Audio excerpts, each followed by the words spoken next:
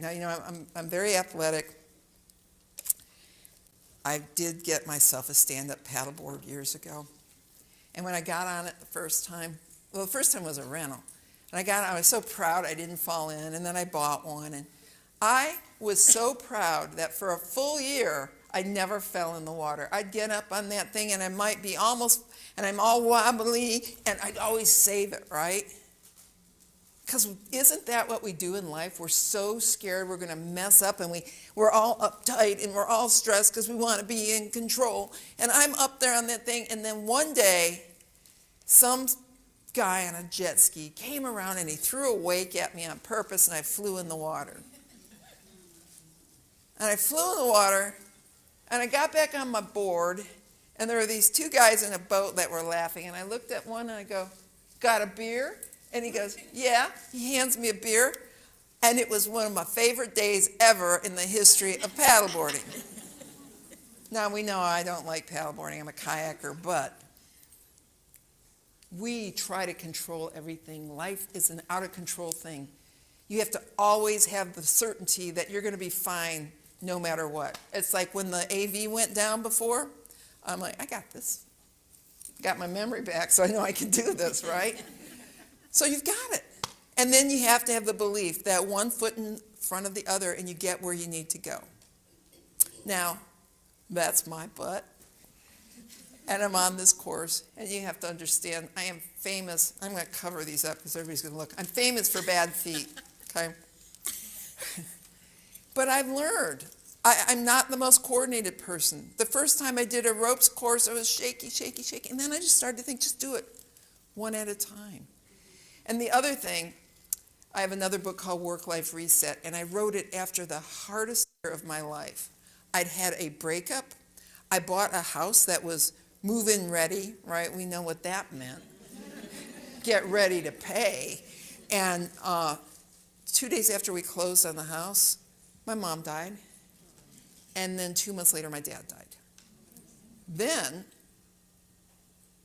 a friend in business was not a friend, and then somebody who was one of my best friends just did a disappearing act, a painful disappearing act. So all of this stuff happened. And one of the things I learned when I hit about 40 was that things work out. You ever notice that? It all works out.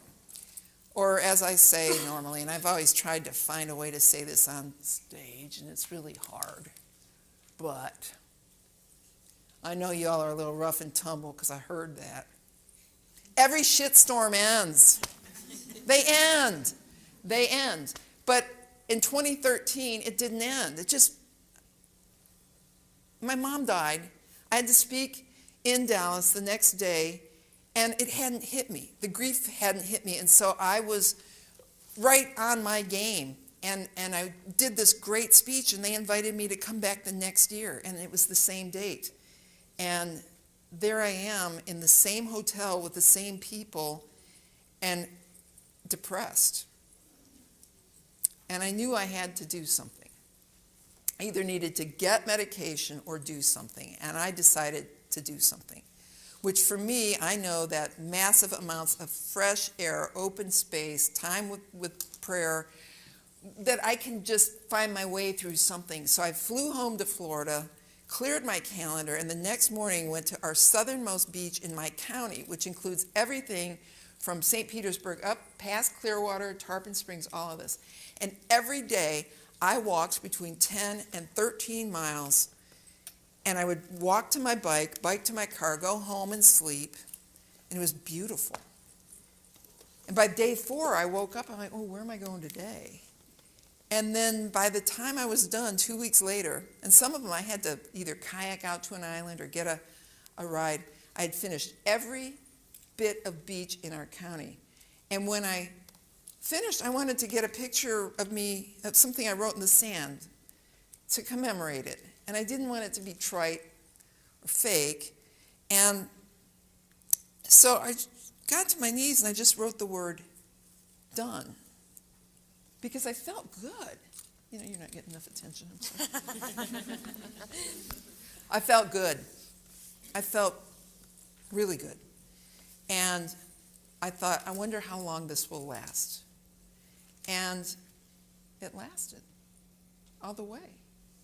And like I mentioned, my feet aren't the best.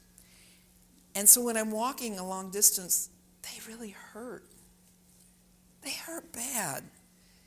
And I have learned that if I just go left, right,